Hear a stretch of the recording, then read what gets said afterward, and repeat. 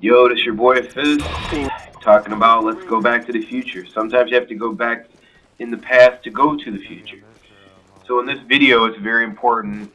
Try to pay attention because I'll try to help you with some of the reasons why you're having the problems you're having in Modern Warfare 2 just from this video alone. I'll try to compact it as much as I can, so try to understand the subtleties that I'm talking about. I'm going to unlock some treasures that are very important to your gameplay. As we all know, Infinity Ward named this game Modern Warfare 2 and dropped the Call of Duty name.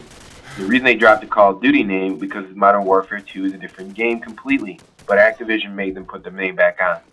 Now here, I'm going to unlock some of the treasures that you're watching in this video. The first and foremost important one that is obvious to you right in front of your eyes is the minimap.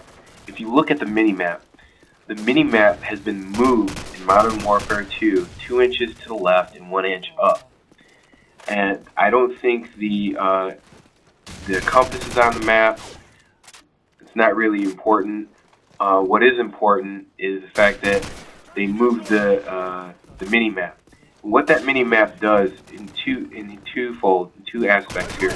One is when you're looking at the center of the map, you cannot help not notice the minimap. What the minimap does creates the fact that it keeps the game moving. So your eyes gravitate towards the little green arrows, which is your team, and that's another important thing. Because of those green arrows are like a fluorescent green, your eyes will gravitate towards that position. Now, even though that position has been moved in Modern Warfare 2 and the arrow indicators have been changed, a lot of people miss this aspect of the game, and it's important because you don't know where the enemy's at, nor do you know where your team is. You can't move as a group, or you don't understand how to move as a group, or it's almost kind of like a unmanned UAV, basically telling you where the enemy is and where it's not.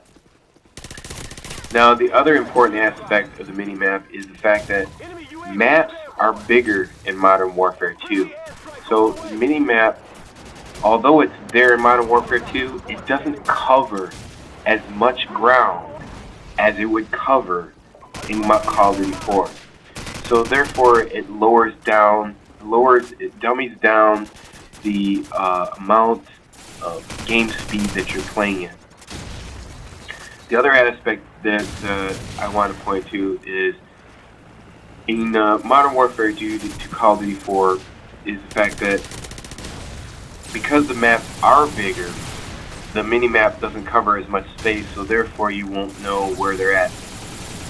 It is important to notice that in Call of Duty 4, once there's UAV, there's nowhere to hide. You will be seen whether within that range of the minimap. So that's what was important about Call of Duty 4, which kept the gameplay going, and which no longer exists in Modern Warfare 2.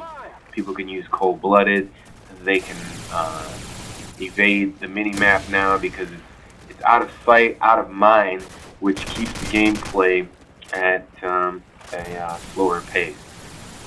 Another thing that I want to point out is because the maps are bigger and the difference between people who use standard televisions to HD and bigger televisions is a big difference between Call of Duty 4 and Modern Warfare 2. And here's the reasons why. If you're using a HD TV, you're going to have an advantage over a person that went from a standard television who played Call of Duty 4 to a standard television on Modern Warfare 2. And here's the reason why. They're not going to have the pixelation to see that person at a distance. And therefore, they'll be at a disadvantage in a Modern Warfare 2 game. And so, that's just the cost of technology and the game moving forward. That's another disadvantage. Another aspect to point out is that, when you got streaks in Call of Duty 4, they weren't stacked.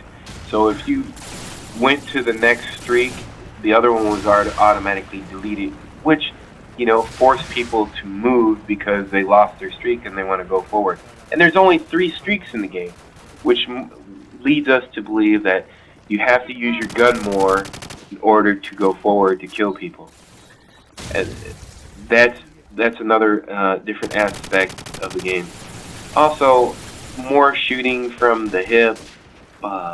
You can easily shoot from the hip in Modern Warfare 2, and really, there's nowhere to hide.